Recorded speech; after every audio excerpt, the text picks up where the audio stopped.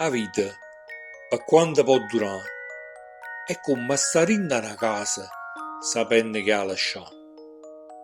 Ti guarda attorno e sai che quelli in muro non sono più rettoie. E se ti vieni da faccia al barcone, annanzi all'occhio vedi solo desolazione. E prima di lasciare questa dimora, fai pulizia accurato come non aveva fatto ancora. Metti tutto a posto e li vuoi sporca, per non ti sentire dicere che dentro chi ci stai, o porca. Ci tiene che si ci trasi con crunata a da sentire il profumo che hai lasciato. Tutti i ricordi e un po' di malinconia lasciano un posto a una certa frenesia. E il pensiero alla nuova abitazione scatena dentro il cuore una grande eccitazione. Come sarà bella quella casa nuova!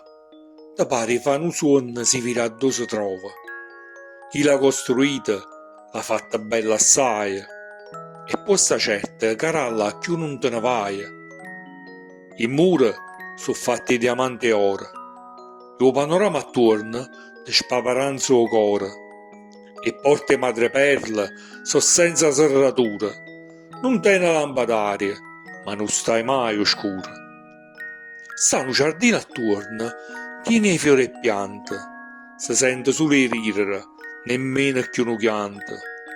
Non fa mai notte e non ti senti stanca, e non ti porta niente, solo una veste bianca.